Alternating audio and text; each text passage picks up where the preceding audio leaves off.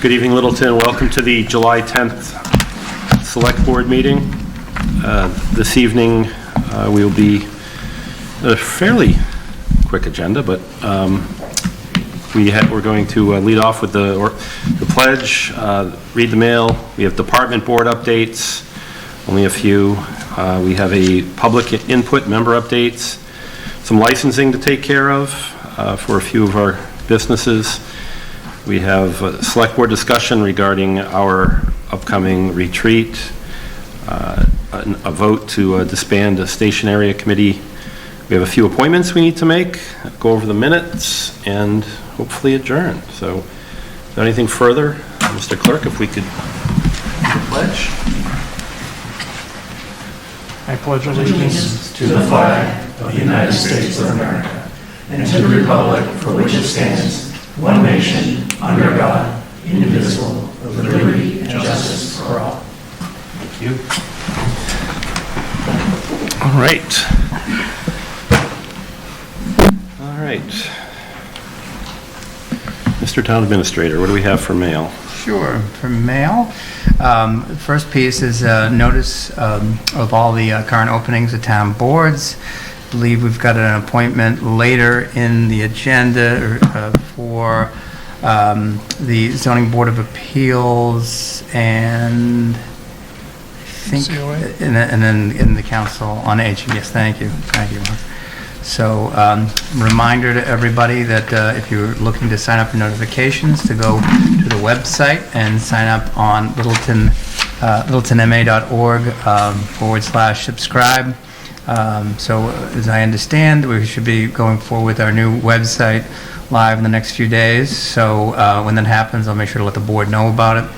But a lot of work has been put into that with Nancy Glencross, our entire IT staff, and I know Steve Benuti has also been putting a lot of time in as well into that effort. So it's, I mean, much of the functionality will be the same, hopefully some enhanced functionality for us, and hopefully maybe even on the 24th, this goes live, maybe to even have Nancy come in and provide you with an overview of what that looks like. So it would be a good thing for you to see. But from what I've seen so far, it looks really nice. Visually, much more enticing than what we currently have. Oh, that's great. Yeah. This is an email invitation to invite the Select Board to Littleton Boy Scout Troop 1 Eagle Scout Corn of Honor, taking place at July 30th at 2 p.m., taking place at the high school auditorium. So you have been, I just want to provide that to you, know that you've all been invited. So if any members intend to go, please let us know and we can follow up with Ms. Bellarami about that. Thank you. A few Verizon programming changes. The looks like updates the SEC network and it's be discontinued. So FYI on that. A few other changes in that letter. So always more changes happening to channels that they need to keep us aware of. But I mean it's sometimes changing channel numbers and things like that. So just if you need any more information, please let us know. So that's it in terms of mail, Mr. Chair. Great, thank you.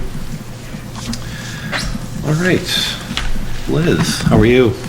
This is our board updates. We have looks like a gift acceptance from the Friends of the Littleton Council on Aging. Good evening. Liz Trudiak, Director of Elder and Human Services. I'm here tonight because we received a donation from the Friends of the Littleton Council on Aging for $875, specifically for the new building gift fund. So I'm respectfully requesting your acceptance of this donation tonight. Any discussion? Other than the fact that we need to get to work on a policy that authorizes the town administrator to accept gifts up to a certain amount. I think we discussed it. We could probably put it on an agenda now and make that work. So, good, thank you. I like that. All right, I will look for a motion. Thank you, Liz. Back to the invitation, bear with me. Good. Move to the Select Board vote pursuant to Mass General Law, Chapter 44, Section 53A, and per its policies on solicitation in acceptance of monetary and non-monetary gifts for public purpose to accept the donation the Department of Elder and Human Services, EHS, in the amount of $875 from the Friends of the Littleton Council on Aging for the new building gift fund. Second. It's been moved by Mark, seconded by Chuck. All those in favor, please say aye. Aye. Thank you, Steve. Thanks, Liz. Next up, we have, let's see, Steve. Yes. If I may, Mr. Chair, Steve's making his way up. Knowing that Steve was coming up for a contract piece here, I also wanted to take this opportunity to say that Steve is going to be giving a general update as well. I know that the Select Board was looking to get more general updates from department heads, getting department heads out in front of you. So tonight will be Steve. I talked to the police chief today. I know he had sent a memo out to you about potential changes he's looking at. That was June 27th that he sent that out. I talked to him today. I thought it might be an opportune time to provide you with an update. Won't do it the next meeting because I believe he's going to be out of the country, but at the meeting after that, he would then be able to make that presentation, is what we talked about. So trying to get more of the department heads to you, especially in the summer where things are a little slower. It's great to have these updates. May have somebody else come in at on their meeting on the 24th to provide, just a general overview of where departments are at. Yeah. Keep that. I think it's a good thing for the board to see and know how busy folks are. And just looking at Steve's piece here, which you'll be seeing, there's a lot happening down in DPW. So Steve's a busy man. So. Thank you. Yeah. Take it away. Good evening, Stephen Alley, Director of Public Works. First item is just looking for the board's authorization so we can execute a contract for permit year number 5 of the stormwater technical assistance with Ty and Bond. They've been the town's consultant on this since the permit was updated in 2018. So again, just looking for confirmation on this contract. Happy to answer any questions. Yeah. I read it over. It's a great read. And it's all, as I recall, it's all basically work, not money, that we're providing. Correct. This is their, it's technical assistance. They'll come out and help us with field screening, sampling of outfalls, provide, other technical assistance. We usually give them a couple guys to go around with them, things like that.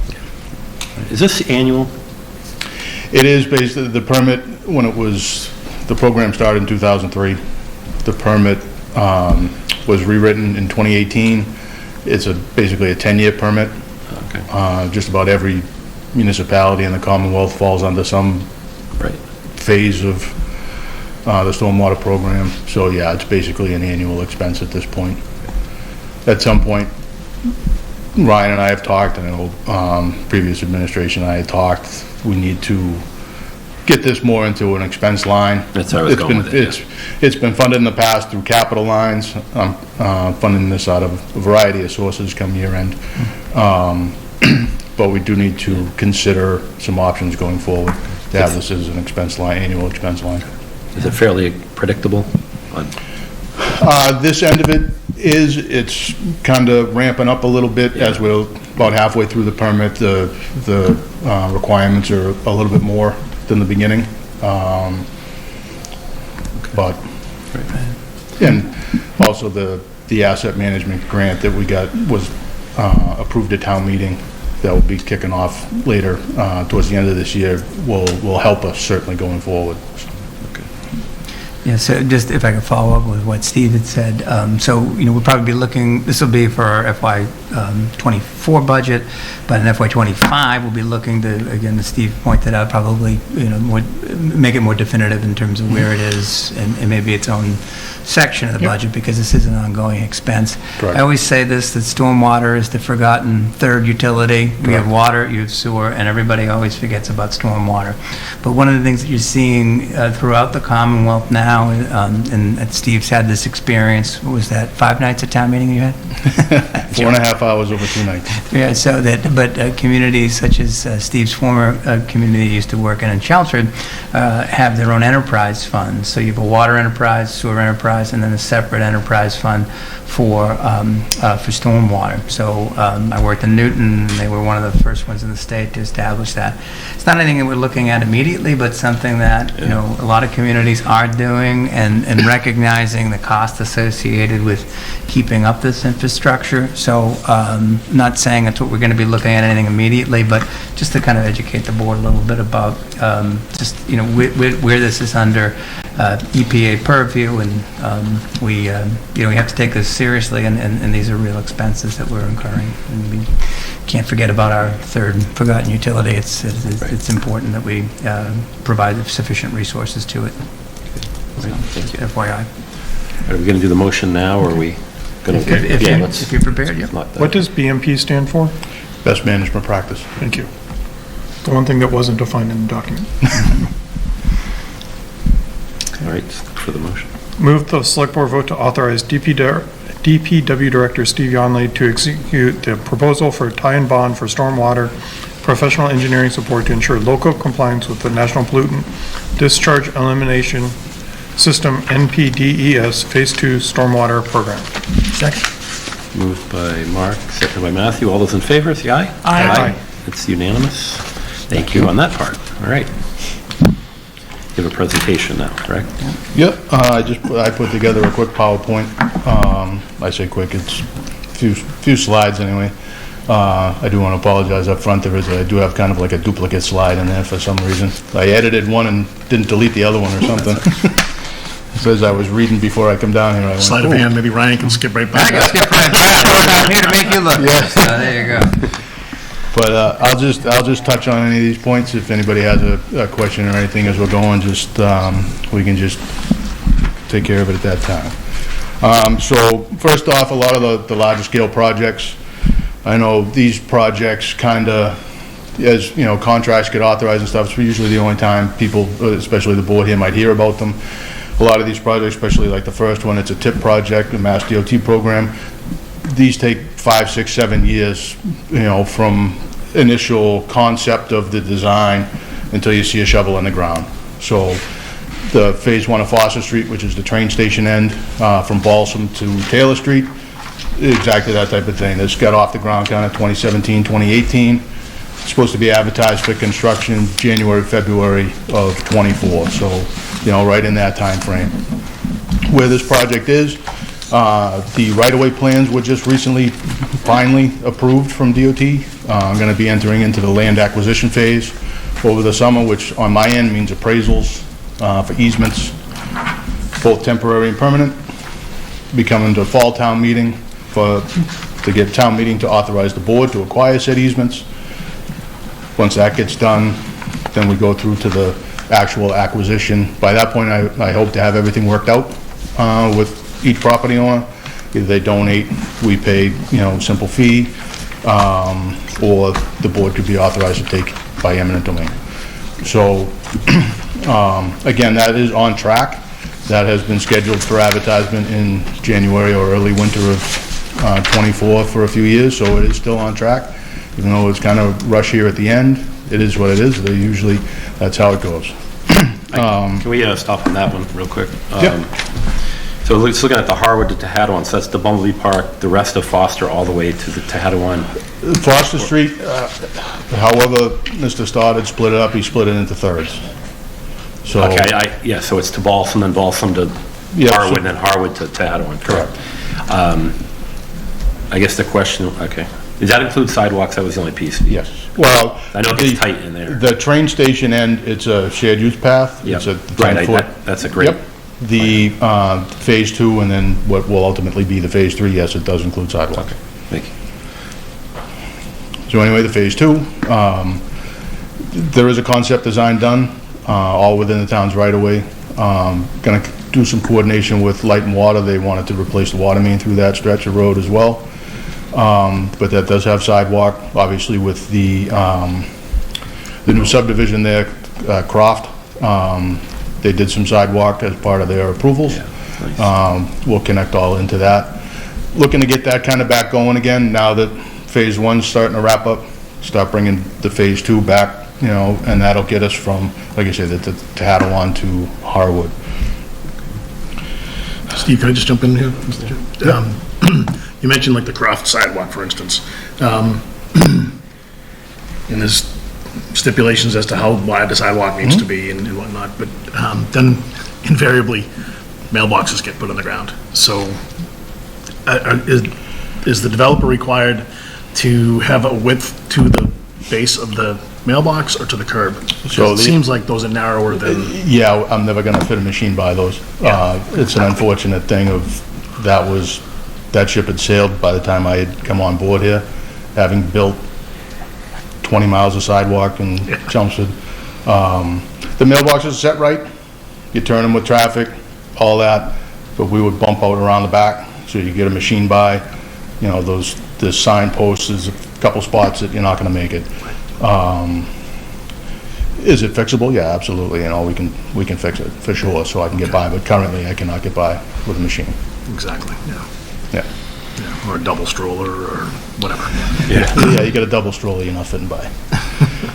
But that's overcomable, for sure. you know. Yeah, I think we just need to, in the future, Yep, oh have yeah, your input and the Yep. planning board make sure that those designs incorporate the ability to get a sidewalk. right, and ultimately that would have been caught when the developer comes in to apply for a road opening permit with us, show me the plan, then we'll have comment on that. But yeah, we can get on that through the planning process as well. Yeah.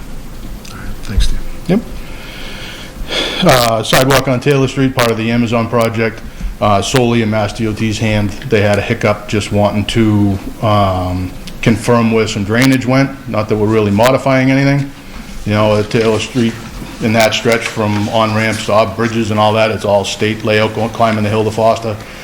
Real wide, which is taking up some of the width on the one side for sidewalk. They had some concerns with some drainage, that's kind of held it up for, I want to say, almost 2 months. A few phone calls, that type of thing, kind of got it moving along a little bit. Anticipate getting permits within the next 3 or 4 weeks. Still have plenty of time this construction season to get that done before winter. The bid documents and stuff are pretty much ready, it's just changing dates at this point, then I can get it on the street. Obviously, that's all, you know, funded through the Amazon project there, so. Before we leave that one, there's been just talk at the bicycle planning, Pedestrian. bicycle, whatever that is. That, the BPAC, of putting, on that side of the road, they wanted to put a bike lane, effectively a separated bike lane. Is this going to, are they conflicting, or are they on the same path, or? This is just sidewalk. The road's plenty wide enough to do 4 foot. something different if you wanted to do full bike lanes on either side. The road's plenty wide, it's a Mass DOT layout through there. They wanted to put a bidirectional bike lane on one side of the road.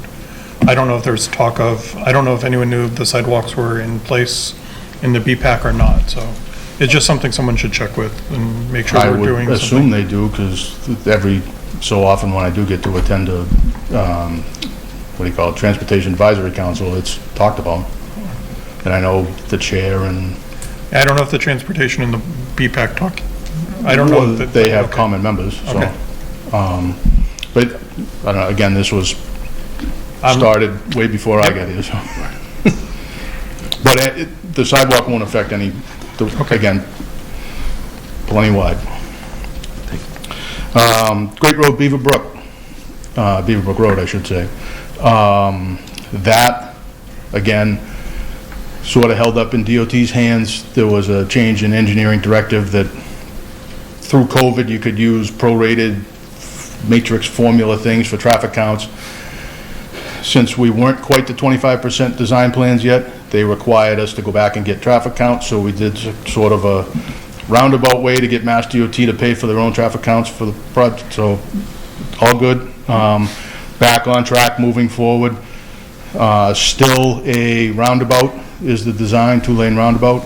I'm trying to think of the limits just down to like Dover Saddlery there, and then up just around the farm, Springdale Farm or whatever, they're going the other direction. That's kind of back, it's been delayed a little bit, but once we get to 25%, Mass DOT is picking up the rest of the project, both design and construction. Russell Street, the school side, King Street to the 495 bridge, obviously, we all know that sewer construction is just starting as of like today. This project was started, brought to a concept level, new sidewalks, roadway improvements, drainage improvements, all that. I brought it back to the forefront to not miss my kind of window. You know, we get 18 months or so of sewer construction. By the time that's done, I want to be able to come in, redo the road, rebuild the sidewalks, and do all that. We have the 2 schools, you have the football stadium, and then connect into the other side of Russell Street. So we have sent out a mailing today for like a neighborhood informational meeting. It'll be the end of the month. Mainly the reason is there's no real layout for Russell Street. It's kind of property by property, so the property goes like this. We got a, sidewalk is in the road, it's out of the road, the road's in the road, it's out of the, if you follow what I'm saying. So we want to try to correct all that at the same time, so that's kind of where that is. But at the end of the month, we'll be having a neighborhood meeting over at the community room at the police station for that one. Harwood Ave sidewalks. This is something that was funded. The board got a kind of state earmark last year. It was for $100,000. That was able to fund the design from Foster Street to basically Mill Pond, call it, Lake Warren, Stony Stream, kind of right there. That design is pretty much just needs my final okay. I'll have final plans, I'll have some bid documents, gives me a shovel-ready project. I have it on the shelf, it'll tie into some other things, grant funding, complete streets funding, all this stuff. I have a shovel-ready project, simple to apply, off we go. Obviously, the project, Bruce Street, Air Road, Willow Road, is under construction, the off and on detours and stuff with drainage improvements down there. That'll be the fully redesigned intersection, crosswalks, some limited sidewalks. The project limits are kind of small, but you got to start someplace. And then the last one, kind of on here, back in May, I attended a kind of initial kickoff scoping meeting, they call it, and this is for the 495 overpass on Great Road for a bridge deck replacement. Going through the complete street stuff and obviously the bicycle and pedestrian master plan, one of the big things is crossing that bridge. That's huge. When you're going to get from 550 King to the Point and all this other stuff, sidewalks on the Littleton Lumber side of the street. Doesn't do you much good, right? So that was a heavy comment from myself and from a couple others. And Mass DOT's sort of got to follow their own directives, right? Complete streets, sidewalks both sides, bike lanes and all that stuff. There's room on the bridge deck. They have plenty of room to restripe, shrink lanes, make it all work. So they understood the comments. I put the comments in writing, sent it through there. They do a blue beam thing, if you're familiar with that. Added the comments in there, as well as the potential for maybe talking to Light and Water about maybe dry line and a sewer line while it's all open across, just to get across the bridge. Yeah. But, kind of almost passed the buck to next door, but, at least make the comment so everybody's aware, right? Maybe talk to a representative. Let me get to the next page. Some other things kind of in the back of my mind. Big pieces, the other kind of end of Harwood Ave, the depot end, right? From the pond to the depot, or from the depot to the pond, I guess, however we want to look at it. Big factor there is crossing the pond, right? The culvert's kind of in a state where it really should be starting to get looked at for replacement. Obviously, there's environmental concerns. If I'd have to be filling one side to be able to get a sidewalk. The road narrows up, guardrails right on the edge of the road. So I was thinking really, over the course of the summer, trying to get some quotes on some survey through there. I know that's going to be coming up in Water's capital plan for main replacement, which is kind of why the road is kind of sat in its condition for a little bit. So again, try to have some coordination with them. Kind of maybe we do it all at once type of thing. but I at least want to get survey and get kind of thinking about it, right? Fishermen will love you for that.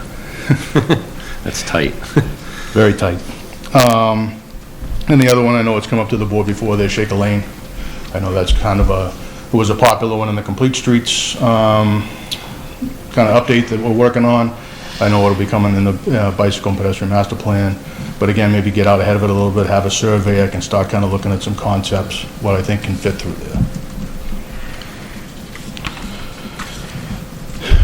Kind of the work that we're doing, obviously, you know, we went into contract for Tehadawon and Harwood. We had our kind of kickoff meeting with the contractor. Obviously, it's rained every day since, I think, which obviously screws up paving schedules. So we're still out a few weeks to start on that one. Wrapping up all the paperwork on my end for the annual like pavement preservation, which is, you know, your cape sealing, crack sealing, that type of thing. And then I'm gonna do a late summer, early fall, or through the fall, paving bid as well, again, wrapping up a lot of that. Gotta update the pavement management system, was last done in early 2021. A lot of the stuff in the 5-year plan with that one is complete, or has been kind of shifted around for various factors. I do want to get that redone. I got to work with Ryan to get that taken care of. And then we do have a few drainage projects coming up. We got some sub-drain up around the Gristmill neighborhood, Surrey Lane, down Grove Street area. We're going to do a lot of sub-drain. And then we got to relocate an outfall over on the upper end of Kimball Street by King Street. I almost said Air Road, but I'm like, oh, it's that side of the signal. So that's just some of the stuff that Highway's working on. This is where I get into kind of my double slide. You can go to the next one, Ryan. Yep. So just kind of some other stuff that has been happening. The facility, if you remember when you had your kind of meeting about a year ago for needs, one of the things I brought up was our facility, the highway side. With the winter being as light as it was off and on, we were able to do a lot of work in the building ourselves. Repainted, redid the floors, moved a couple walls. We had an electrician come in. We did some new lights inside the office area, some new outlets, changed everything from switches to automatic sensors. The town had gotten a grant to do the heaters out in the garage, put them on an automatic sensor so they come on and off automatically. They're not just running. So we'll see how that works. Towards the end of the year, I was able to purchase some LED lights to upgrade from the old 40-year-old high bays and the mechanics. We're hopeful to get those installed by the end of this week, actually. And then coming through the summer when we have time, we just rented an excavator. Just going to be doing some material storage bins out in the back. Right now, our side is just, you know, piles of stuff, no organization. So we get some concrete blocks, you just make big bins. They have next door, we can do the same thing, right? Still some stuff that needs to be thought about going forward with the building. You know, the break room is sort of, the break room, the locker room, the kitchen, you know, it's everything all in one if you've been in there. The mechanics bay, I know there's, through the years has been talk, maybe out back in the cage area, building new bays, you know, it's tight, it's outdated, you know, just, it's time. And then the old small salt shed out in the back is in need of some repairs. It's not, the weather-tight spot is not so weather-tight anymore. I think we have some renters or squatters or something, but we need to get that squared up this summer. Parley Lumber, I'm sure you're aware that Water Department, Light and Water bought the property. Nick and the board was gracious enough to allow us to have the blue building in the middle, the larger steel building, for off-season storage, if you will. If you remember, again, a year ago when we had the presentation, I have stuff stashed under their overhang next door. They have stuff out back by our salt shed. You know, we're tripping over each other. What this does is two things. It allows us to get all the stuff out from under their overhang and get it under cover in a building with heat, you know, out of the elements. And then also allows us to free up space in our own garage. We have stuff, if you've ever been in there when it's full, you know, I'm in like a time warp 20 years ago in Chelmsford, where stuff's parked, literally, you know, folding the mirrors in to get it in. So I can take sidewalk machines, you know, snow stuff, get it in there now, and then when I'm transitioning that out, I can be getting in the lawn mowers, the street sweeper, roadside mower, all that stuff can go in. So the guys who spent a lot of today cleaning up some of the stuff that was left in that building, just, you know, 100 years of Harley lumber. So, you know, just cleaning up some spots. We can get snow plows in now, we can get stuff in. Another day or two, you know, rain today, so it was a good opportunity. But again, I can't thank them next door enough, because obviously they know what we're up against. You know, they run out of space, we're out of space, and we're fighting for the same space. So, couldn't be better for us. The orchard, you know, we're mowing it in amongst the rain, you know, at least trying through the aisles, keeping it knocked down a little bit. At least you can get around the whole property. You know, I go up, the guys are there. If I know they're going in the afternoon, I don't bother going up that day. I'll go the next day, walk around. We did board up a window. I don't know if Ryan had mentioned it before, in the lower barn. One of the back windows was blown out. There was a lot of birds in the building. Somehow we got what we think is all the birds out. At least made it weather tight. So again, you know, we're just gonna keep trying to get it knocked down for the time being. I have some guys that are certainly willing to work a few hours a night to get it done, so we're doing that. Indian Hill, kind of same thing. We're just kind of keeping the grass cut. I kind of walk through. I know police and fire have been kind of doing some training in and around the building, so there's been people there. But again, it's just walk through, make sure it's, you know, nothing's leaking, nothing's broken, the doors are all still secure, that type of thing. And then obviously at Springtown meeting, we got the first 2 wells funded. I'm getting quotes now, the common, both sides, and then over to Kirkwood Field. So we'll get that moving. I just wanted to, just if I can interrupt you, I just want to give Steve a lot of credit for all the work that he's done at the DPW building in terms of the reconfiguration, and just if any of the board members have time and have a chance to get down there, it's really, you know, finding a way to make the most out of a somewhat limited space, and Steve's done a great job, so a lot of credit to him for, you know, for doing that and taking that initiative. Yeah, I was going to suggest we all meet toward the facility down there, because I've never been through a lot of it, and it would be good to see and see what your needs are in person, so. Yeah, come on down. Transfer station. So, obviously mowing the cap, that's something to do with just the landfill program that's got to go on. It's supposed to be done twice a year. We did it a couple weeks ago. What we could get, obviously, again, in amongst the rain, some spots get a little, gets a little hairy with the tractor when it gets real muddy, so hopefully it dries out a little bit. We'll have a little better luck in the fall. Obviously, we, again, work with Ty and Bond on the landfill monitoring. That's the DEP mandate. We had a couple issues with the swap shop. People dropping stuff that wasn't supposed to be in there. Updated some signage a little bit. We'll see.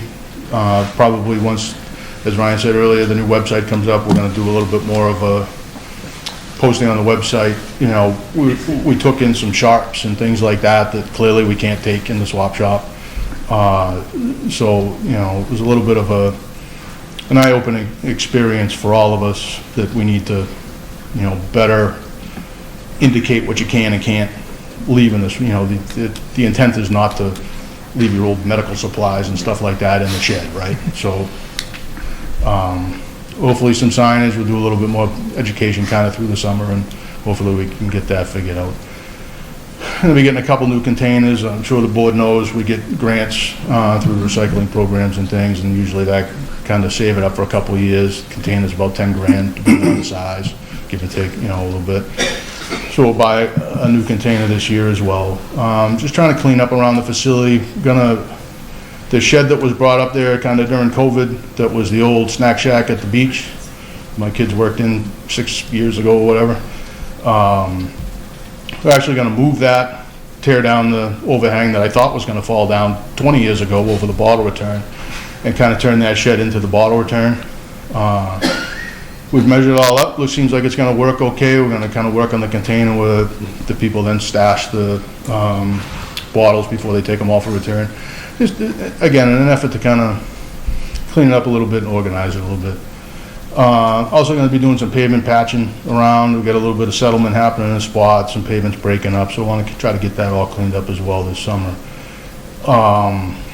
One thing kind of to think about a little bit is the way we recycle. Tin cans here, glass here, cardboard over there, plastics up here. Well, all that stuff's going to the same place. If I take it in 4 separate containers or if I take it in 1 container. So, gets you thinking, do we just recycle in a compactor? Do eventually we get another compactor and have 2 recycle compactors, 2 solid waste compactors? Because if my truck's going with full of Bud Light cans, right, it doesn't weigh anything. I'm not getting the maximum effort here. If I'm just going with a dumpster of plastics, same type of thing, right? Cardboard's kind of its own thing because that packs in, right? But if we went to just single stream tossing, I'm becoming more efficient. So a lot of that is kind of working within the layout of the transfer station as it is, the way the compactors are set and all that stuff. There's a few companies that will assess what you got. You know, maybe at some point we'll get to that. But again, just kind of throwing out there, not that we're doing it tomorrow. You know, people freaking out that they've thrown their glass over here for 100 years. But again, just something to think about, just to try to streamline my operation a little bit. You know, if I can make, instead of making 3 or 4 trips to Billerica with the recycles, maybe if I make 2, you know, I just saved, you know, at least a half a day. So, yeah, it's just something to consider. And then lastly on this one was the bags. I know we had kind of a flurry over a couple weeks of people with the sides blowing out of bags, ripping the things out of bags. The bags were sliced. So we had the company come in, talk to them. The local rep, she went around to every store that sells them here, talked to the managers, went through the bag inventory that they had at the store, bought a roll of bags, opened them up. They have a way they test them, you know. They explained their process when they make them to us, that they run for 15 minutes, they shut down, they do quality samples, they run for 15 minutes, you know, they're making tens of thousands of bags a day. So they gave us some information on what to look for if people call with a complaint. Again, once we get the website going, this is information I'm gonna put up, we're gonna post it at the transfer station. There's apparently a code on the bag, I had no idea, right? You get that bag, it narrows it down to that 15-minute window when they're making the bag. So you're not just saying, hey, it's purple bags from Littleton, Mass. And they go, oh, great, you know, there's 300 cases in the warehouse, right? Now they know they're looking for, like a Julian date almost. They're looking for this date, so they know it's this 15 minutes. So again, now that we're kind of into it, learning a little more about it, information we can get out, and people are doing the right thing.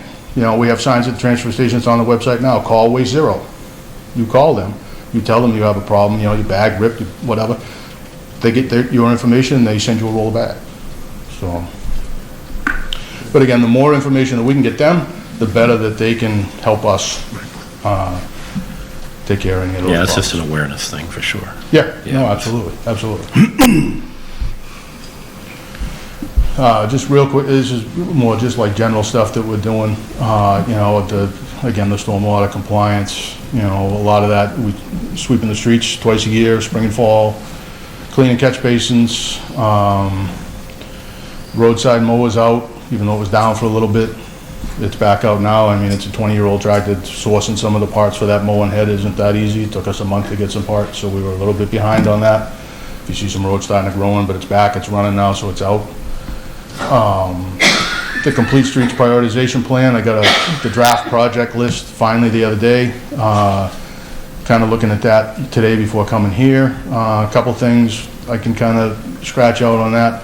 I know some of the talk was to have like another kind of presentation, you know, before we submit. So if I do that here in front of the board or just hold another quick public session, try to get that done here before the end of the summer. The snow operations, starting to look at the salt brine system. We have a couple of large tanks in the back, 2,000-gallon tanks at the old salt shed. We have pumps and all that stuff. One's still full of mag chloride, one's basically empty. There's a couple things I can do. You can make it yourself, you can buy it. I know Westford was one of the first ones, they make it themselves. Chelmsford, I spec the whole system basically, or it was close to speccing the whole system. Theirs is operational now.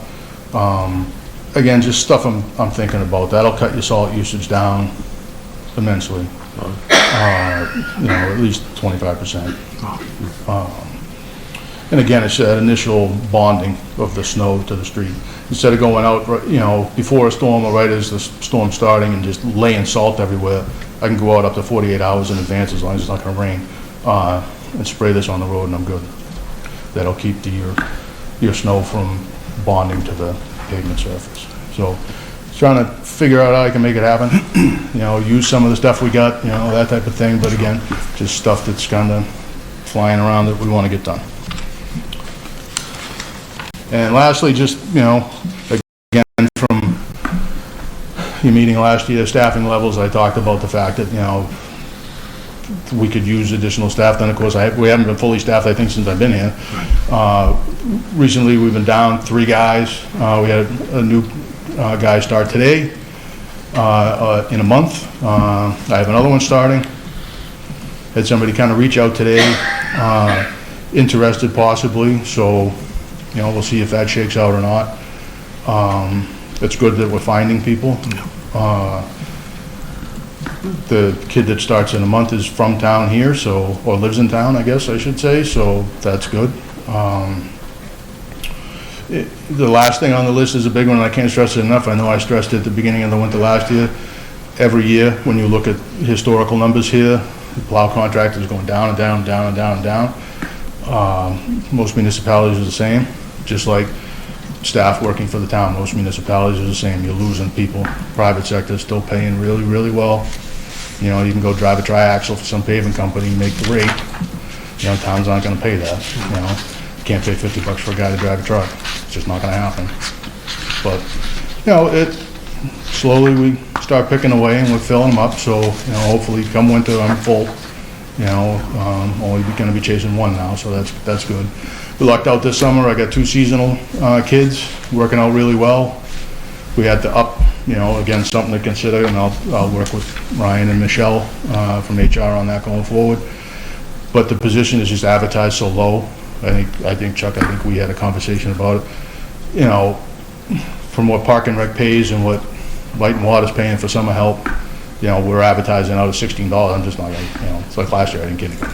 So I had to bump that up to 20, and at least then I got a couple kids, right? There were 2 kids that worked at the orchard last year, so, at least they're not afraid to work, so, and it's working out really well. But, so that's the gist of it, a lot of information.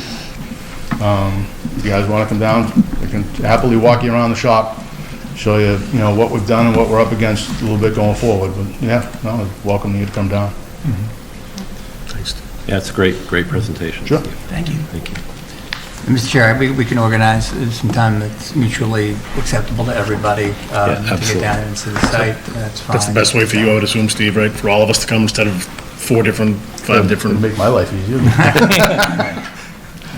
Whatever works, it's fine.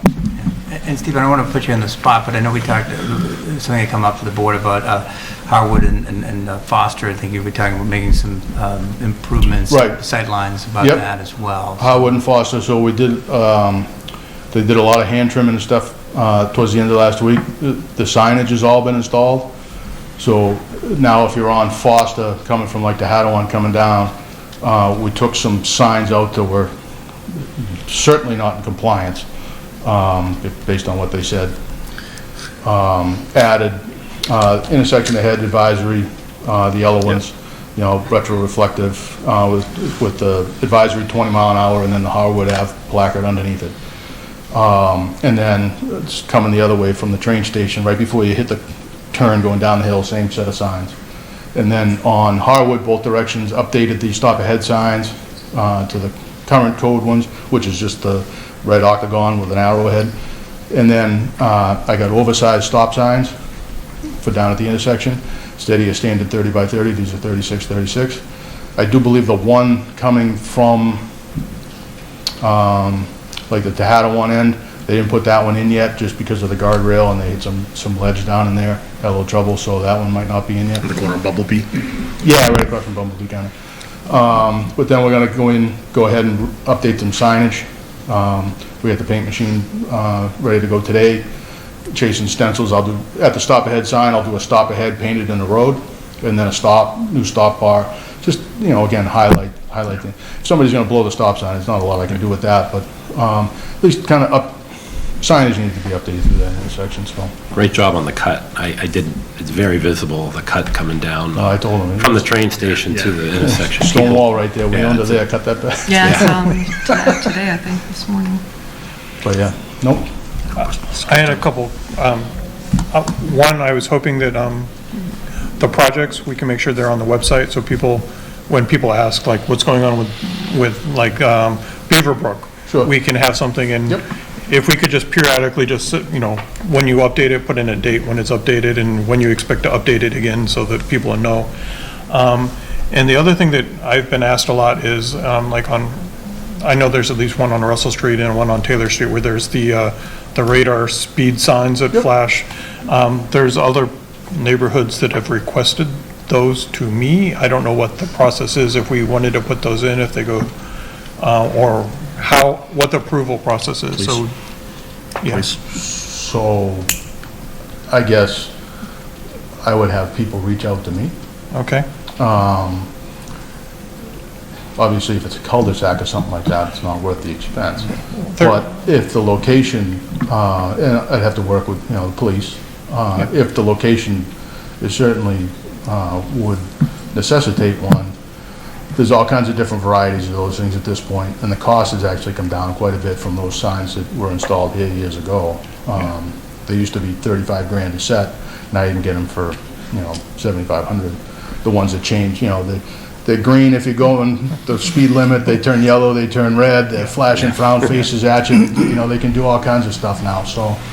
I've been hearing lots of requests for them around Shaker Lane School, both on Shaker Lane and Goldsmith, that people are going well above the speed limit on both of those roads at times, and there's requests, so. There's some data that suggests that when you put those up, people try to max it out. Younger drivers especially. So you can counteract that by if this, well, the Goldsmith, or say the wherever we put them, the town speed limit is 25, right? So it's 25. You could cut it off at 30, so it just flashes 30. You know, even if they're going. Okay, yeah. It'll record, they all have data collection in them, so you can grab it, Bluetooth. You'll be able to pull the data and know they were going 87. You know what I mean? No, No, I know what you're saying. Just, but Data collection, the speed will cut off, or it'll just go to like a slow down. So yeah, I'm I've the seen guy this. who's counting down the crosswalk to know I still got 2 seconds till I can get through the line. So, you know, you can get it to cut off, so. Yeah. The one thing, if I can just add to this, Steve, you know, he's right, the price has come down a lot, but, you know, they're not cheap either, so, you know, in terms of, Right. you know, what strategies you employ, you know, I think we had even talked about this with the Harwood Foster Street intersection, and, you know, but Steve knows that area better, and said, well, why don't we try these other things in terms of what could work, so, and there may be other sites or other requests that come in that are more suitable to it. Yep. And school zone in particular is a very good one to look at. So it's just, you know, each site requires its own sort of, Yeah. you know, site-specific solution to it. But it's definitely, you know, something to look at. And Yeah, I'm not suggesting we do one site versus another off the bat, but we should probably have a plan to consider putting more of those in going forward in budget form, potentially, or see how effective they are. Or use other mitigation systems that Yeah. don't cost Well, $7,500. like around Shaker Lane School, that'd be good stuff for like safe routes to school. You know, you could apply for grant funding through that for, Yeah.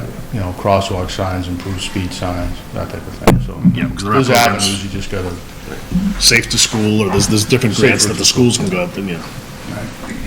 Thank you. And the other thing that keeps coming up at like the BPAC and these others is whether or not because King Street and Great Road are state roads, whether or not what we can and can't do on them, and whether we should keep them as state roads. So at some point, we should be revisiting or looking at what it would mean to change those from state to town roads, what the cost would be, what the process would be, what the pros and cons are. So it's just something to keep in the back of your mind, of something that it keeps coming up at a lot of the BPAC and the TAC and these master plan meetings, so. Thank you, Steve. Okay? Thank you. Thank you. Thanks, Steve.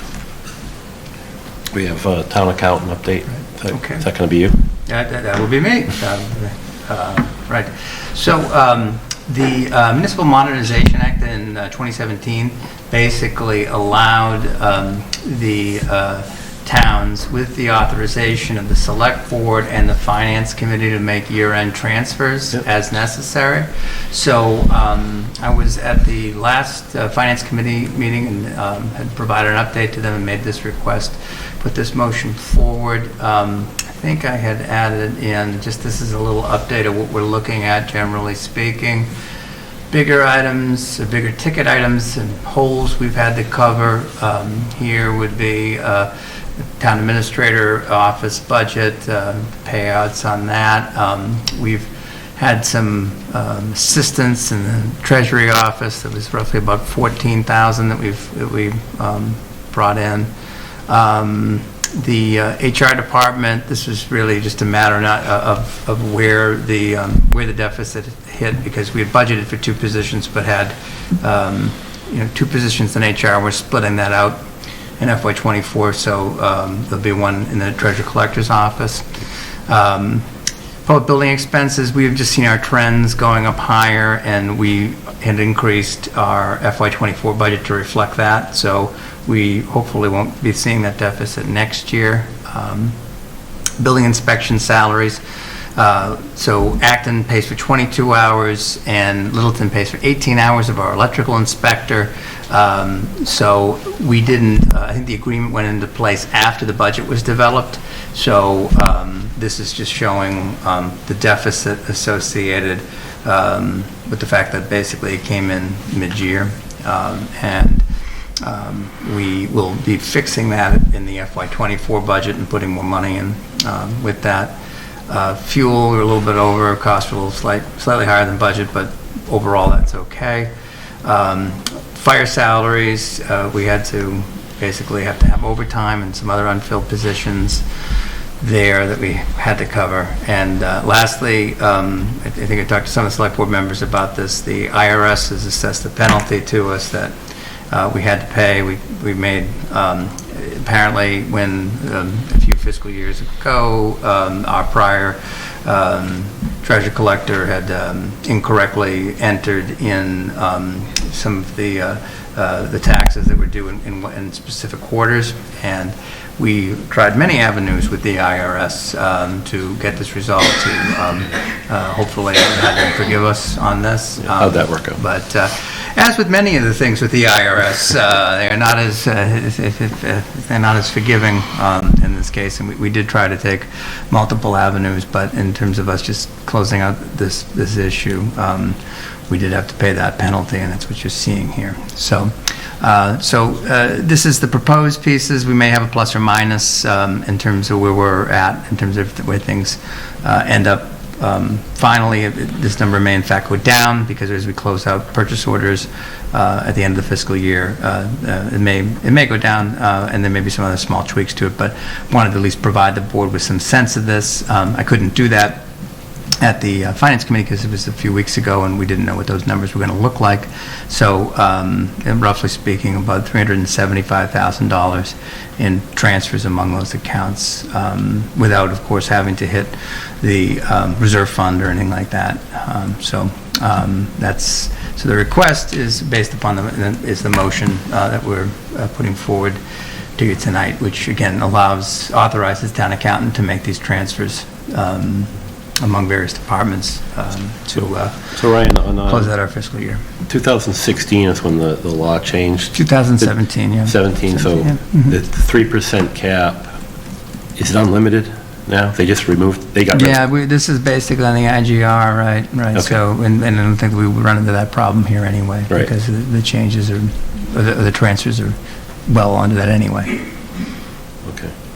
All right. I mean, I see this sheet pretty much every year, so to think we're going to resolve all of these probably is not a realistic expectation to have. Resolve in what sense? To have, you're always going to have these transfers. Oh, right. So- I mean, it's the nature of things, and when some of the things in here, we tried to provide a justification to say, well, we've already made Yeah, it's adjustments in important. FY24 and try to learn from that. And there's some other things that, through vacancies and other parties that have been up on a longer term scale that, we sort of knew were coming, but this is how we address it. But we were able to do so without having to make a formal request to the Finance Committee for any transfers from the reserve fund or anything like that. So we were able to do it within the course of the budget. And then, from this, then we'll close out the fiscal year and be able to come back to you and, formally close out our budget with DOR and come back with what we think a free cash number will be and go from there. So, but right now we're able to do all that within the confines of the existing budget without having to take any extraordinary measures beyond transfers among the existing accounts. Okay. All right. Outside of this, I'll talk to you on some of the other, I don't want to. Sure. Okay. Thank you. Any other questions? We look for a motion.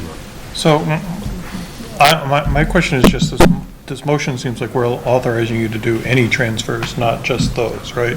That's right. It Yeah. So seems so as I said. Exceedingly broad. But that, yeah, so this is, the language is taken, Mark, right from the IGR, so it is intended to be open to allow us to make those transfers. What we have here is what we think those transfers will be, but that may not be what the exact ones are, because as we close out purchase orders and realize we might have more funding available in those accounts, then we don't necessarily have to go as high. So the idea is, per what we're allowed within the law, to be able to make those transfers so that we can close out the fiscal So year. if we go to the expenses side, those are locked, or those are what we're expecting? We just don't know exactly where we're taking the funds from? Well, so Or- if just to go back to it, so on the left-hand side is the Deficit. expenses and the Yes. deficits, and then on the right-hand side is what we're proposing to Yes. take that from, so it Yes. ties out. So, yes, I understand that. The question is the left-hand side more or less set in stone and we're not expecting other ones from there? And the right-hand side is where we're thinking we're taking it from, but we may be doing something else, or are both sides in flux? So both sides might be slightly in flux, but we're pretty close to where it is. I just didn't want to necessarily put that forward to you and say that this is the definitive list. There may be, again, my hope is that the 375 figure goes down, and there's fewer transfers we have to make, and that means more monies than fall to free cash. Okay. It'd be in the margins.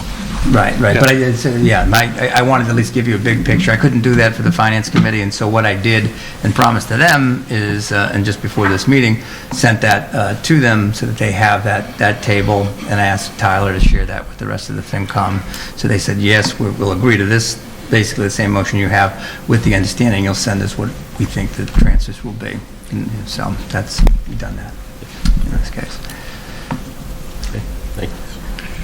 Move the select board vote to authorize the town accountant to transfer any amount from a departmental or other appropriation to any other appropriation to address any deficits within the Town of Littleton fiscal year 2023 operating budget. Second. So moved by Mark, seconded by Chuck. All those in favor, say aye. Aye. Thank you. Not Mark, excuse me. Ryan, I want to skip 3 and let's get to 4, because these 2 should be fairly quickly. And I know Okay. that the 2 businesses Sure. have been waiting here. We knock these out, then we'll get back to Okay. input. Okay. So Anthony's Coal Fire Pizza, change of manager? So please, come on. Hello, everyone. Thank you for having me. All right, so, Could you just get a name for the record? yeah, please, sorry. John Tavares. Okay, you're the new manager? Yes, sir. Okay.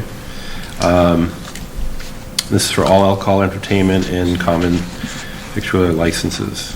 This isn't that uncommon, I think, for the businesses, so are you planning on staying around a while, I hope? I hope so. Yeah. Unless they say otherwise. Okay. I don't really have any much discussion. I read the document. No issues from anybody, I assume? Yankees or Red Sox? Red Sox. Yeah, good answer. I like that. That's a good one. That was a good one. All right. Everybody saw this in the packet. No questions? no questions. Okay. Please. We need a motion for this? Okay.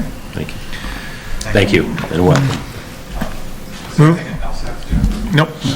You just, we'll Yeah, we'll if you just want to, vote first, and then we can talk later about getting in there. Okay. Thank you. Move the select board vote to approve the request from Anthony's Coal Fire Pizza of Littleton LLC, doing business as Anthony's Coal Fire Pizza at 201 Constitution Ave, The Point, for a change of manager from Steve Griffin to John Taveras for its all alcohol restaurant license under Mass General Law, Chapter 138, Section 12. So moved by Mark, seconded by Chuck. All those in favor, say aye. Aye. Okay, it's unanimous. It's okay, keep going. Yep, You good. can do it all together if you want. Yeah, we'll Move the select board vote to approve the request from Anthony's Coal Fire Pizza of Littleton LLC, doing business as Anthony's Coal Fire Pizza at 201 Constitution Ave, The Point, for a change of manager from Stephen Griffin to John Taveras for its entertainment license under Mass General Law, Chapter 140, Section 183A, and move that the select board vote to approve the request for Anthony's Coal Fire Pizza of Littleton LLC, doing business as Anthony's Coal Fire Pizza at 201 Constitution Ave, The Point, for a change of manager from Steve Griffin to John Tavares for its common victualler license under Mass General Law, Chapter 140, Section 6. Second. Moved by Mark, seconded by Matthew. All those in favor, say aye. Aye. Great for breaking that motion up, guys. I appreciate that. Okay. And John, you can get in contact with our office tomorrow, and we'll give you copies of this, and we'll go from there, okay? Thank you very All much, right, sir. thank you. I appreciate you. thank you. Thank you. Thank you. All right, next, Dirigible Brewing. Guys, thank you. Hello again. Looking for a one-day license on the 28th, it looks like. Yep. Name's Colin Knirk. Welcome. Thank you. Again. Yeah. All right. Any questions on this? Looks like a chance for me to check out Farm 359 now. Yeah. I mean, yeah. That's what- yeah, tell us- Say something about it. Tell us just so- what you're doing, just to. Yeah. So we're going to be pouring beer at a sip and shop, kind of an open house over at Farm 359. New farm right here, basically across the road from here. And they're basically just trying to promote their farm, promote some local shopping, and then, of course, have us as far as beverage selection. And this is the farm that's a few doors down from. Rich Crowley's old house. It's right across from Hager Homestead, basically. No. No. It's right across from, it's two This is doors next to down. the funeral, this is next to Right the next to the funeral home. funeral home, Got it. Yep. just to let people know. They just painted it, an old barn. with the Little sign out there farmhouse now. next to it. Yeah. Rich Crowley's old house. So, nobody knows where it's from, except for you. I knew that. All right, we'll look for a motion. Move the select board vote pursuant to Mass General Law, Chapter 138, Section 14, to issue a special license, also known as a one-day liquor license, to Colin Kirk and Christopher Loring of Dirigible Brewing Company LLC for wine and malt beverages to be served during the Farm 359 community event on Friday, July 28, 2023, between the hours of 5 p.m. and 8 p.m. Second? It's been moved by Mark, second by Matthew. All those in favor, say aye. Aye. All right, thank you. You guys. Good luck, enjoy. And would you like me to write the check for you guys today? I'll take it. WILSONT. Doing business as. Thank you. All right, now we can jump back to our public and member updates. I'd like to go around the room for us first on this one, so anyone have any updates? Mark? Sure. So I think a couple of us were at the Slushy with a Cop event, Smoothie with a Cop. And it was nice to see everyone out. And thanks for hosting that Great Road Nutrition. Yeah, Rita Biagioni. Yeah. I there's been meetings with the senior center project. I believe they're going to be coming in front of our board and the planning board towards the end of July or early August to talk about what the status is of the plans. The project is still coming in at, after a lot of cuts, it's close to 18.5 million, so it's right on the line. And we have to make a decision what we're doing on the project in general, and if there's any further cuts. And my other thing, we've neglected to do the reviews so far this year, so we need to figure out a schedule for how we're going to do that. Who needs to be reviewed? Yeah, so we're looking at one. One that we have to do, and then two others that we should give them the option. Yeah, I think I've talked offline, I think with Ryan, the interims are not so much as important. Obviously, Chief Bernard, we need to discuss. We'll probably bring that up at the retreat, how we want to handle the... I just... Thank you, no, thank you. Don't want them to get lost and be doing them in August Good reminder. or September. So that's all I have. Unique year on that. So following Mark, let's, if you have any updates regarding our, we'll call them 5 big projects or 6, whatever, please go ahead. I know you just gave us a good update on the senior center. Well, a limited update, which you know, but Yeah. I also think if anyone has any other information with that project or anything else that you've had, that now would be, let's bring it in to your input. Going forward, I was talking to Ryan. I think we're going to have a listed, itemized list of project updates. It's going to be on our agenda every single time we meet, just to go over the projects so that the townspeople kind of get an update. What's going on at the Orchard? What's going on at Indian Hill? And it's sometimes there'll be nothing, but other times there will be some movement. And one of us might have got information or sat in on a meeting. That would be the opportunity to do it. So, anyway. So I sat in on PMBC on June 28th. And the updates from them were that the library is almost closed out now. This close. And the high school roof, which I think is important to a lot of folks, although it's not one of the big ones. But they were scheduled to start this week. Anticipated finish is mid-August. Get the buckets out of the hallway. Yeah, get the buckets out of the hallway. So I had the same numbers as Mark with the reconciled budget, and for the senior center, that it's coming in at 18.5. I would encourage anyone who's interested in seeing what those changes entail. The PMVC meeting is online. Again, it was June 28th, and I marked that discussion starts at 6:13. So if anybody wants to take a look, there's sketches showing updates to the design plan, et cetera. The Shaker Lane feasibility study, the comments had just come back, and they are moving towards advertising, and their next meeting is coming up on Wednesday. And Yeah, I was just going to say, I think PMBC is a great way for folks who want to know what's going on with major projects to get a really good overview in a very short amount of time. So.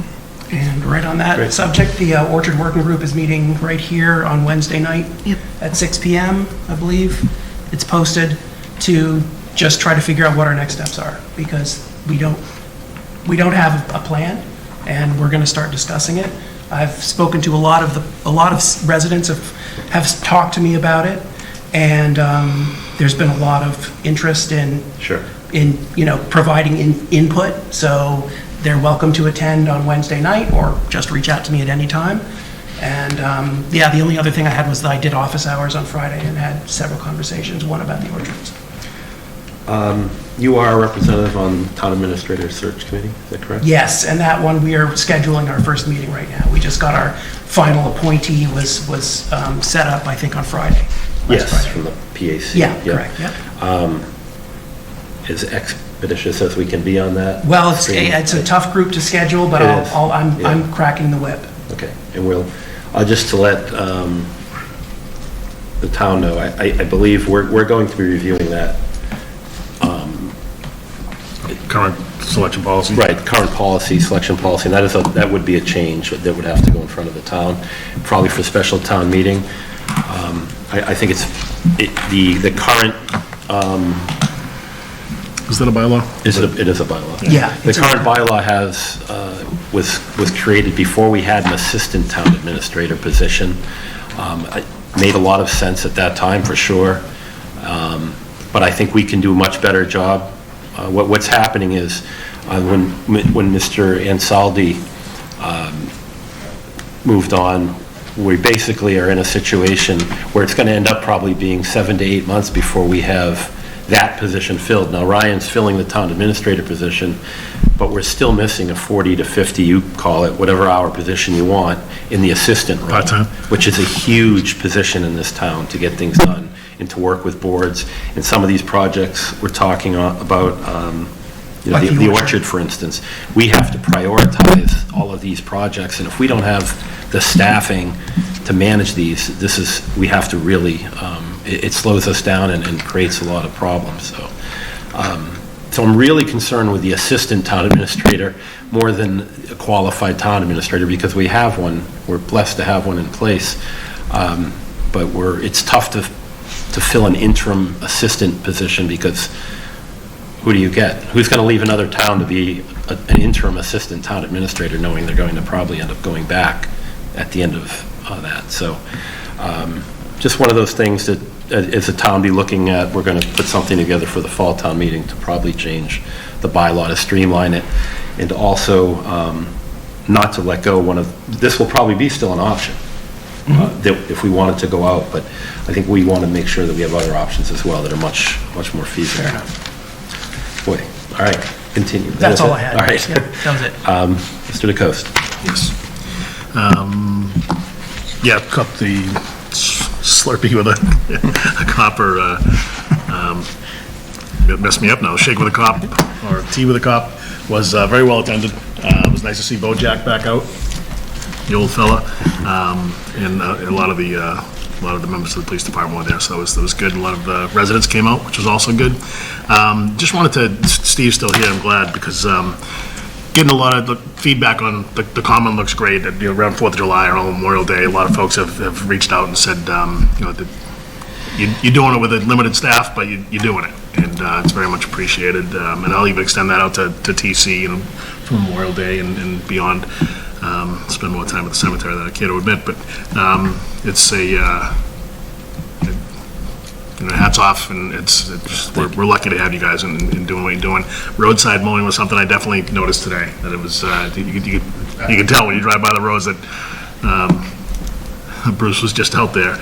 I also want to take my hat off to the folks Parks and Rec. For them to, year after year, they do it, and it seems pretty much seamless to pull off all the programming that they do for the summers, the summer programming, and for the Camp T in and of itself, just for all that they do. And just want to say thank you to all of our employees, but just wanted to call those specifics out. Good. That's all I have. All right. Thank you. I did meet with the Personal Advisory Committee. We did appoint the last member. I think it's Bill Schmidt, if I recall. Correct, yeah. Yeah, so to that committee. We also graded the health director position. I know that was something the town, we had voted on to start to transition ourselves from the Neshoba Boards of Health. Neshoba Boards of Health, excuse me. Right. So we're kind of in this 2-year window of that transition, and we'll be looking to go out and hire. So that position will come in front of our board probably the next meeting from Michelle with HR to see if we're agreeable to the Is it grade. grade 16? It ended up being, it's a What they come up with, department yeah. head. Mhm. They will end up. I did want to thank LCTV for the accreditation process they went through. That's always painful, but they also did something special for the police this year. They took pictures of a little bit outside their wheelhouse, but they stepped up and took pictures for all the officers in dispatch for the accreditation process. So you get, and I know if you saw them on Facebook as well, but kind of a rolling look at everybody that works down there, but also down in the building as well. You can see all the individuals. So thank you to LCTV for that. And specifically Judy, I must say that she did most of this work, but thank you, guys. I also went to the Great Road Nutrition event with the police. Always a great turnout by the force. They were out, so. One thing I did wanted to recognize, speaking of the police, we lost a chief, a previous chief, Matt King, last week. So Chief Matt served Littleton, I think, since 1982. I believe he came on the police force. He was our chief from 2014 to 18 or so. I think 5 years as chief, I believe. He passed away last week, so I did want to recognize and my sympathies to the family and all those that knew him and the officers. So be looking out, if you weren't aware, be looking out for whatever that his services that should be coming soon. Thank you.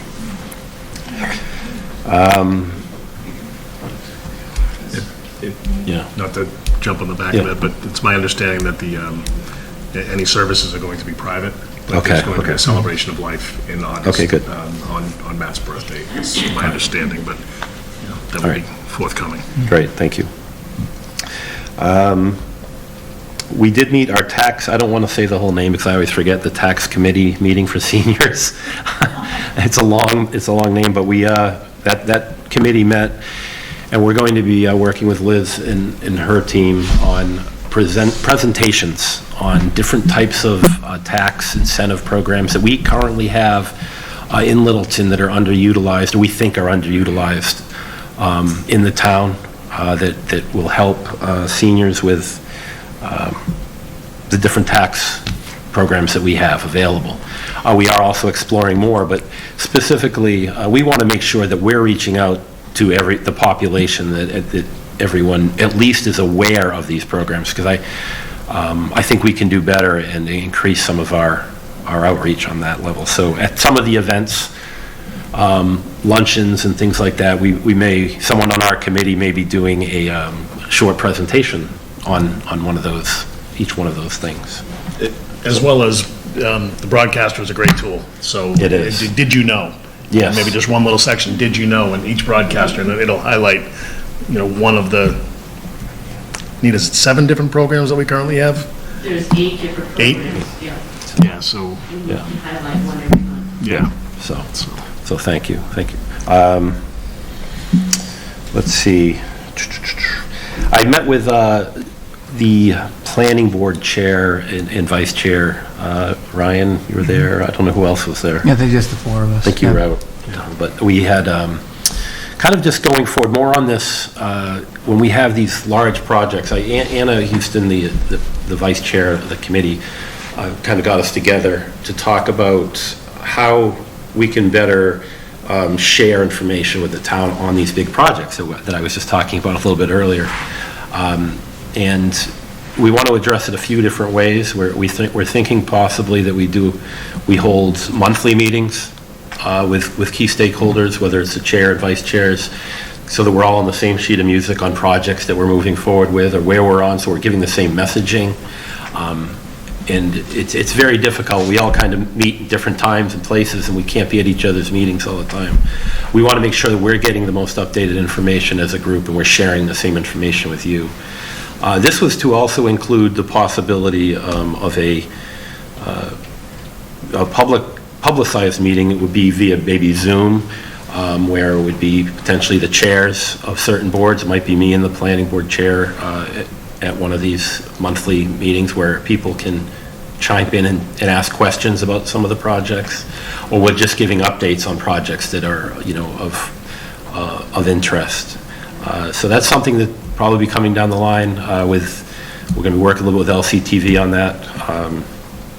And am I forgetting something that was discussed, Ryan, on that? I think that was... I think the other thing is that we would be, and I think you alluded to it earlier, Gary, was the idea of having set our larger projects just as permanent items on our agenda, such that when we provide, at the same time, public input and members updates, that we're giving updates, if updates are warranted on certain larger projects, because, with absence of, one of the key things from that conversation is in the absence of an active newspaper in town, that, have to find better ways to communicate with residents and keep them informed about what's going on, because, absent that, it's left on social media, questions are asked, and sometimes people come to the wrong conclusions about where we stand on projects. And, Right. We have an obligation to the public to keep them informed of where we stand on those larger projects.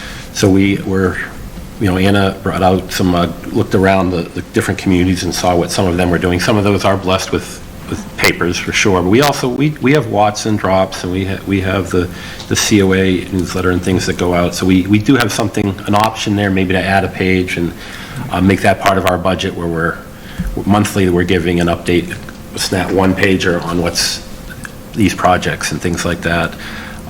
Also addressing it through LCTV because it's a great resource that we have that not all communities have.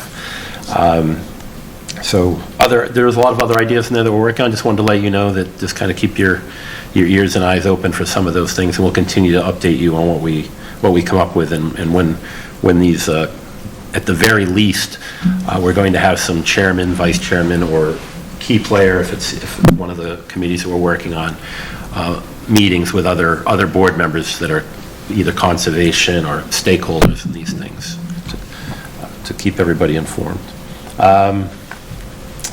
Let's see. Just a reminder, obviously, we're meeting as a group on Wednesday for our retreat, so I look forward to that. I think we have a lot to discuss and a way forward, and how we want to be for the next, 10 months going into the next year, and what we want to accomplish, and how we want to operate. So, I think that's it. And once again, I'm going to say it again, that the work that specifically on the town roads, I say this because I was going down Powers Road, coming around the corner where Just for Fun used to be. I don't know what it changed now.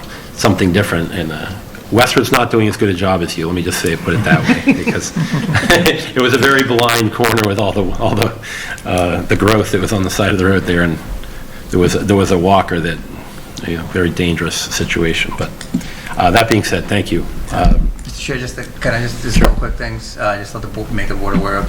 So I spoke today with Senator Eldridge, giving him an update on where we were with some of our state grants. We have a $250,000 grant that we're going to be putting toward our sewer debt, as well as he had asked for an update on where we were with the $9.5 million grants provided by the state. We're currently working with the state and on our MOU with Rapoli Companies, trying to finalize that, but that's coming along, and wanted to provide him with that update. But we're also able to provide him with the good news that the sewer project is moving forward, and contracts have been signed, and he was just curious about where that stood, and so I was able to provide him with some good news on that front. Also wanted to let you know that we had our kickoff today for the local hazard mitigation plan. This is something that the town needs to update every 5 years. I know Liz and Steve were on that meeting. So it's really a broad swath of different department heads that we bring in for this to kind of identify what our local hazards are, key places in town, and there's been a lot to update from the last 5 years on that. So we kicked that off. I think our next meeting is, MAPC is taking the lead on that, and we'll be, I think, meeting again in October, but eventually coming back before you to provide an update on that report and what we need to do to provide that.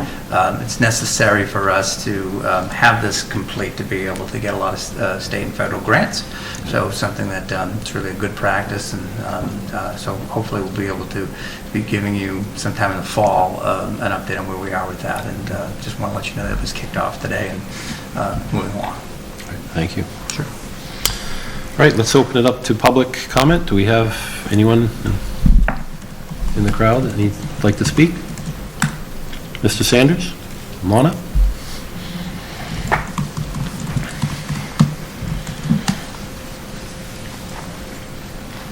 Are we running down the rules of engagement for public comment, or? Oh, yeah. Were we discussing the, you want to speak to it? You have your... No, I just thought that we had it in the agenda, and it, just so everyone in the room is aware, in case they didn't have the agenda in front of them, that it's, 10 minutes total? 2 minutes per. Yeah, so I think, 2 minutes per- each board has a little bit different way we can kind of manage. And I realize that when there's some other situations where we have a very contentious subject or something that we have going on in town, which we've seen in the past with the mill building and things like that, we want to make sure that we're listening to everybody, but we also understand we have to put a limit on some of this. So I think we're going to stick, what we've done in the past, I think 2 minutes for speakers. Typically, I would say that we want to dedicate 10 minutes of the town's time or our time to any public input. So yes, 5 speakers maybe we can get more than 5 speakers in if everyone doesn't want to speak 2 minutes, but I think it's probably a fair starting point for us. This has nothing to do with you, George. I forgot all about we wanted to put this forward. So please, introduce yourself and we can... It's a coincidence. Thank you. My name is George Sanders, 672 Great Wood. Good evening, Mr. Chairman, ladies and gentlemen. I'm here with regards to the 3-page letter I sent to this honorable body and the FinCom. I am not alone when asking the leadership fathers of the town of Littleton to put the brakes on building a new senior center from the ground up when there is a building already standing up that's empty. It is said that the center will cost around $19.5 million with the replacement of the tennis court, plus we can add $1.5 to $2 million for interest on that amount. Taxpayers are not saying don't give the seniors a center, but not for the cost of $21.5 to $22 million, including interest. The new center is 17,000 square feet, and the Indian Hill building is 24,000 square feet. Indian Hill, 24,000 can be rehabilitated with the $5 million that's in stabilization, plus another $1 to $3 million if needed. Here's another option that could happen, because I mentioned in the letter a little bit different. Rehab Indian Head and give the senior 17,000 square feet and the other 7,000 square feet to the school department, because we can let Park and Rec continue to be housed in the town hall. Just maybe the town hall will never turn into senior housing for at least 15 to 20 years down the road. Don't put taxpayers in unnecessary debt. If the leadership father pushes to build the center, then voters must start with the next local election on removing members from the select board and the FinCom who are the fathers of this town. Perhaps the fathers may want to sell the Indian Head building, because taxpayers / voters will not award the fathers more money to rehab Indian Head at the town meeting. Don't put taxpayers in 14.5 to up to 17 million more in debt. I don't know how much money that the town is looking to put in, that we're going to have to put into Shaker Lane to build that building over there.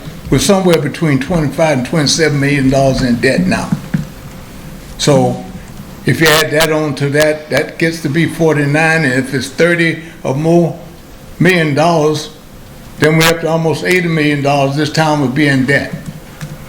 And as you well know, the Mass Revenue Department will not let you go forward unless you have a balanced budget. And that means that most likely you have to be outside the levy. And if that's the case, then people's taxes are going to go up. One question, Mr. Chairman. Sure. How much money does the town have in the reserve? Which reserve? Yeah, we have several. I'm talking about the town reserve that you have, that you draw money down from. When you go into the help a budget line or whatever the case may be, that reserve, how much money do we have in the reserve? If I may, there's multiple reserves. I'm trying to figure out, yeah, they have multiple We can buckets. follow up on that. It's just, George, so, I mean, again. Several $1 million, if you're asking. I mean, Yeah. Several million Yeah. dollars we have in that reserve? yes, we do. These are, are you referring to the stabilization funds? Yeah, different funds. Yeah.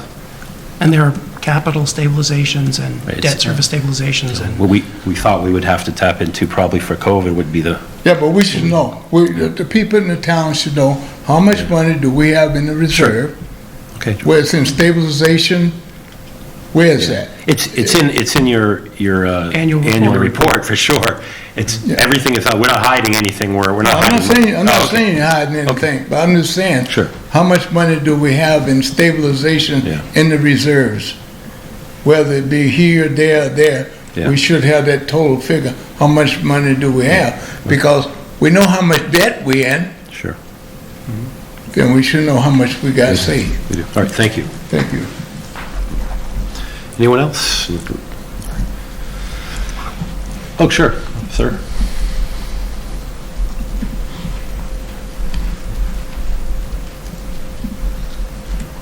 Rob Rounce, 25 Juniper Road, lived here with my wife for approximately 2 years.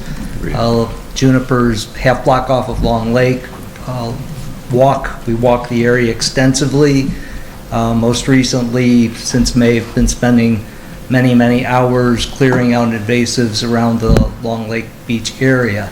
A number of you have complimented Steve. I want to add my compliments. He's been very approachable. He's listened. He's received my written request.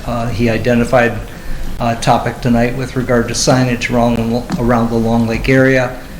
Personal observations as we've met numerous people over these 2 years is that everybody's concerned with regard to the speeds, with regard to traffic, with regard to safety issues. Long Lake has extensive walking of dogs.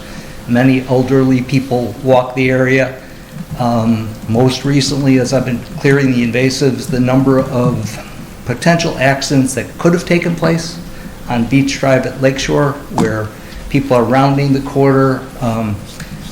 Steve's been very good at explaining things. I've tried to listen to him and understand with regard to traffic volumes. The one thing that I'll say, and don't know if I'm accurate or not, but traffic has changed as our society has moved to delivery services. There are numerous delivery services that serve our area. They move quite quickly, and the Emerson Road area has elevation that trucks, because some of these delivery services are trucks, they move pretty quickly. And they're also somewhat distracted, is my observation. So I'm speaking with community members, residents of the area. Residents themselves know the speeds, as I think somebody else said, but as other people are coming into our area that don't know it, that don't know where the sight lines, as some of you discussed, other areas have issues. So I know Steve's going to address this area in the coming meetings or months.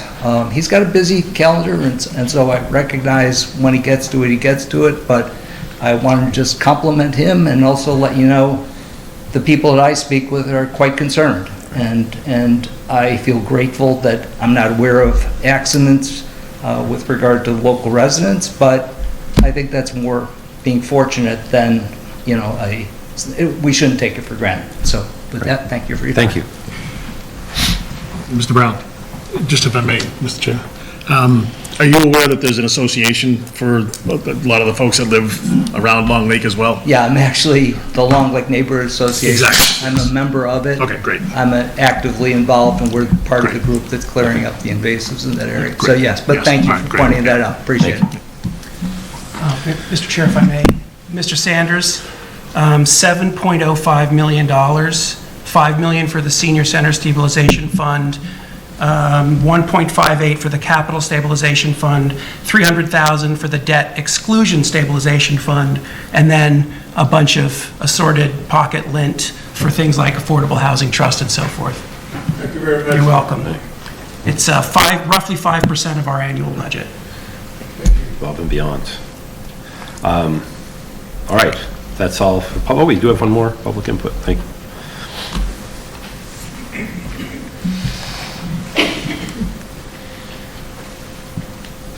Hello. Thank you. Susan Melander, 160 Harvard Road, and I am speaking on behalf of the COA Board, Council on Aging Board. We implore you to not have a quick reaction to the proposal presented this evening by Mr. Sanders.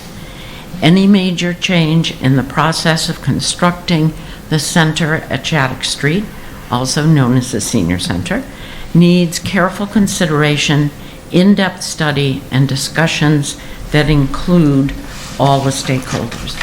And by the way, this is not just a major change. This is basically, his proposal would be basically starting the process completely all over again. The space needs in the town have been discussed and studied since 2017. That's 6 long years. And it isn't just Elder and Human Services or the Park and Rec or the school department that need more space. Many plans have been considered in this time frame, including studying the Indian Hill Music Center as a possible for the senior center. That study was conducted in 2020 and in 2021. It was presented to the select board, and it was indicated in that study that that building was not suitable for use as a senior center. Architecturally, it does not allow for multiple large program rooms, it lacks natural lighting, and it requires major upgrades. And the complete report outlines many other areas of deficiencies. The unique needs of citizens that are seniors and in a senior center does not fit in that building. When the Indian Hill Music Center was purchased by the town this year, the plan explained to the residents at that time was that it would house the school department and Park and Rec. And there was an open house, which my husband and I did attend, and representatives from both those entities were present and talked about how the plan that was presented would meet their needs. In fact, members of Park and Rec spoke excitedly about the planned usage of spaces in that building. So please, please, please don't take action just based on cost alone. Thank you. Thank you. Anyone else? All right, thank you. Let's move on to select board discussion. Discussion regarding July 12th select board retreat. Okay, sure. If I could, Mr. Chair, so just to highlight, as Gary had pointed out earlier, we're going to be meeting later this week at the fire department on July 12th from 1 to 4. Hope to keep that to a tight 3 hours and not exceed that amount. Just to give the board reminder, we've sent out to you already some documents for your review prior to the meeting and to begin to think about, to review it and provide some feedback on, include the Select Board Code of Conduct, Town Administrator Roles and Responsibilities from the Littleton Town Code, the fiscal year 23 Select Board goals, and the fiscal year 23 Town Administrator goals. So those are some documents that we're going to be working on as baseline pieces that we'll be discussing and reviewing at the retreat. One thing of note, the retreat is going to be, we're going to have Steve Cirillo, who is serving as our interim finance director. He's the former finance director in Newton and Brookline, in basically 1 day a week, helping us out and providing some assistance through the Collins Center for our fiscal year close, as well as the policies and other things we were looking to update to help bridge the current gap that we have. And Steve's going to be serving as the facilitator for this.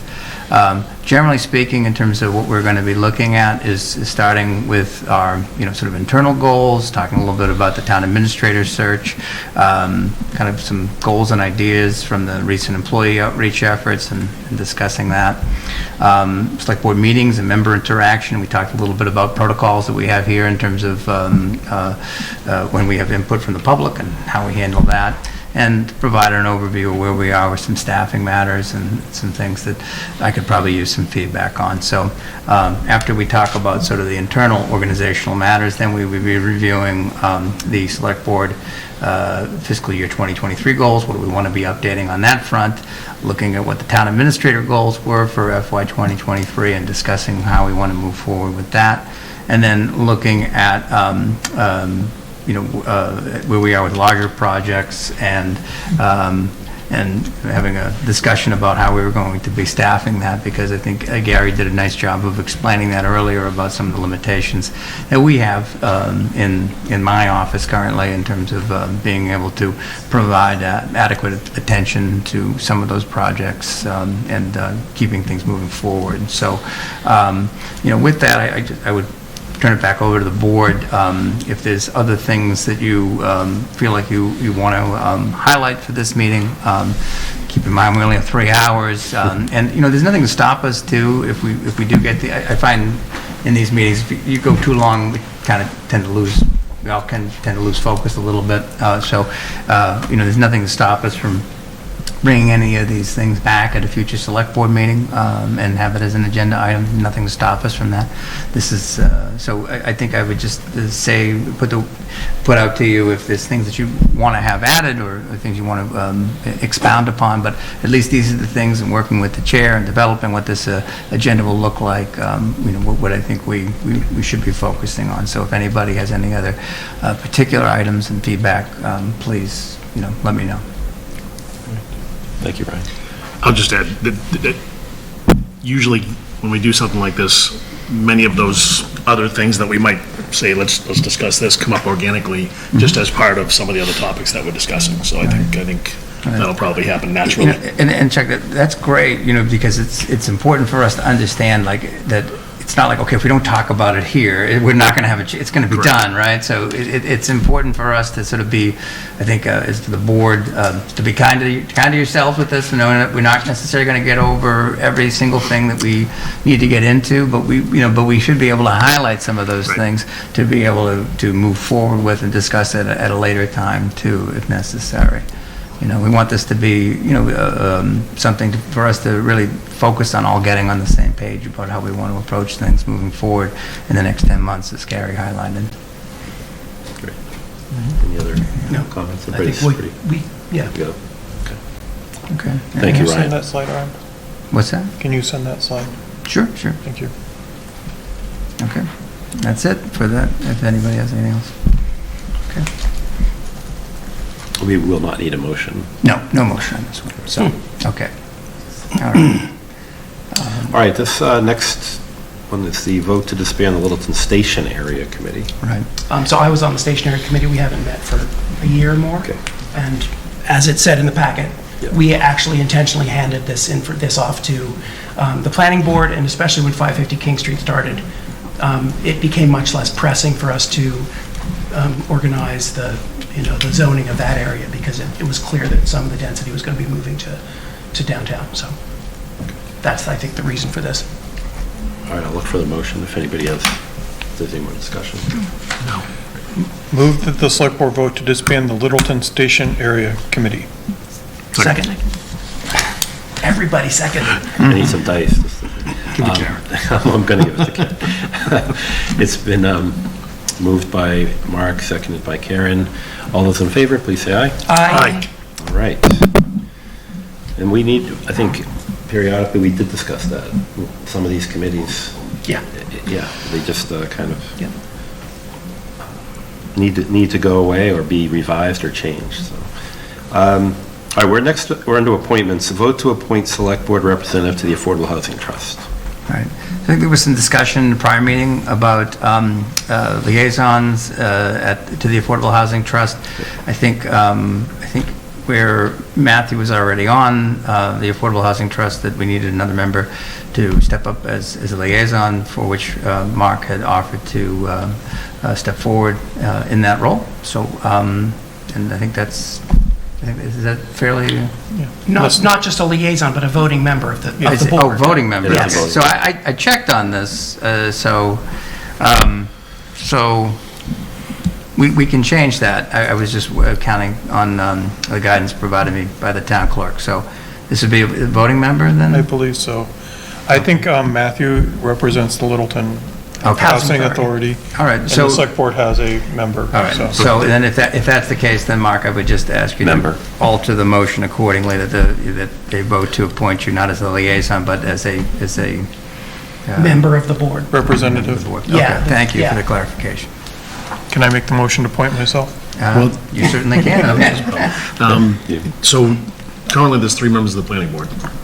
Yes. That's correct. Two members of the select board. Correct. And ultimately, there'll be 2 housing authority members as well. That's You correct as and- well. You and Bartlett. And actually, Jeannie Bracken has expressed interest in joining the Federal Housing Trust, which would be 3 members of the Housing Authority, which means we'd have to post 3 meetings every time we meet. Oh, my goodness. But it is what it is. Yeah, we gotta try to. get It's some an other folks important to- committee, so, on the board, so it's, Yeah, we just gotta try to spread it out and get some other folks to. Yeah. yeah, I mean, it's been advertised. Yeah. So, If you guys, Joe Knox.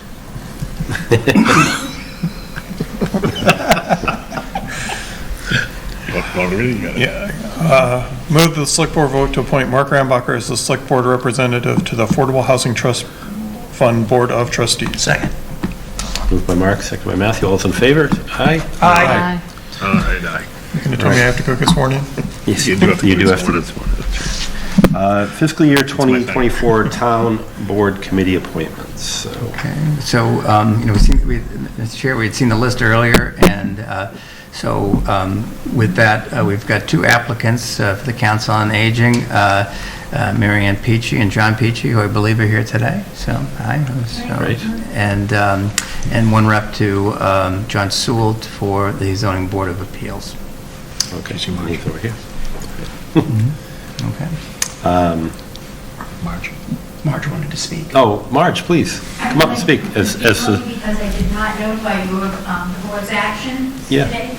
Did you- And I want to inform you that the board had our Council on Aging Board had our monthly meeting this afternoon, and we voted to recommend to you, the Select Board, that you appoint Mr. and Mrs. Peachy to our board. all right. We voted unanimously to recommend that to you. So, and I didn't get home until 5 o'clock. I realized everybody, was late, and so I just figured I'd have to just tell you when I come down here and do it. So, Thank you. I was and going they're to, here. yes. In case you want to ask them. Unless they want to say something. Did either of you want to say anything, or are you? Just accept the nomination. They said it all this afternoon. Okay. Well, That works for us. That's fine. well, thank you so much. It's important. This is a very important board and committee that does obviously a lot going on in the community with our growing population, and Liz's office is extremely busy, but also, as you know, the senior center project and things that are going on. So thank you so much for volunteering. Would you like to speak? No, I just came in case you guys had any questions. I've been on the zoning board for, I guess, 5 years now. And, So is this late? if you got any questions, I'm happy to answer. No, thank you as well. Thanks. Yeah. We're not looking You to want to be on the remote you. Affordable Housing Trust? Have you ever thought about the Affordable Housing Trust? Try to keep my house affordable. Well, thank you for your continued service, volunteering for that board. Move that the select board vote to approve the slate of appointments in the table included in the select board packet. Second. Moved by Mark, second by Matthew. All those in favor, say aye. Aye. All right, thank you again, and get sworn in. Gotta go to the town clerk and make sure you get sworn in before your first meeting. Thank you. All right, we're on to our second to last agenda item, meeting minutes from June 9th and June 20th. Did anybody have any questions or? I had a couple typos. Okay, you got 6. Page 78 on the packet, the 3rd paragraph, the last sentence says, Chuck clarified the select board voted to support the agreement subject to town council approval and it is not executed. That's what I said. Now suddenly you make sense. This isn't water, Matthew. And then on the 5th paragraph on the same page, the first sentence says, Ryan indicated that all projects under the MassWorks grant will be followed. So I think they mean all guidelines for MassWorks grants, Okay. but that should be clarified. And then the last sentence on that page is referenced as to how it relates to the 9.5 million on how the project is funded, which just I didn't understand that sentence. However, tonight's MOU tonight is being referenced as to how it relates to the 9.5 million. So, just, Read tonight. well, I mean, I don't It's like a Phil understand. Collins song. Is being referenced as to how it relates to the, That was the only I didn't see the other two. Okay. But that one I did catch, so I We I just don't know what it means. just, No, point taken. I think we need some change. just on clarify those Okay, sentences. I'm okay. sure that, Those are great I think in recommendations, man. the Thank first one that you brought up, you probably actually said that for those very words. no, I don't think I did, but I think it's that it is not executed by the select board. Instead of the it is, it's that it is. Support the agreement subject to town council approval and that it is not executed? Or it was not executed by the select. Yeah, I don't know. It's wicked good English. I think we need to I'm make good at speaking clarification. Maybe we could just, that with those changes, I think there's enough here that it's vague enough that we just should probably not vote on it tonight and bring it back to you. And, Okay, because I think even with the qualifications, it might change when she provides that Let's clarification. make sure so that it says Those what- are really what good we said. points, so, And one's referencing yeah, a legal item, so. right. Was that the June 20th? It was a nine. Yeah, That was the ninth. yeah, this was the regular meeting. Oh, sorry, no, this was the emergency meeting. Right, okay. All And right, the so- other one was fine. The ninth was fine. I didn't have any other clarification. I didn't, any corrections. we can just abbreviate. the Table motion. ninth. We're gonna, or the other way around. Table the 9th and Vote on the 20th? vote on the 20th. Which one was the emergency? Was it The 9th? 9th was the The ninth- emergency. 9th was the emergency. So table the 9th Yep. and vote on the 20th. That was the Friday meeting. Okay. I'll look for a motion for the 20th. Move the select board vote to approve the meeting minutes from June 20th, 2023. Second? Moved by Mark, second by Matthew. All those in favor? Aye. Aye. I will look for a motion to adjourn. So moved? Second. Moved by Matthew, seconded by Mark. All those in favor? Aye. Please shut down our video. Always with sunscreen. Thank you.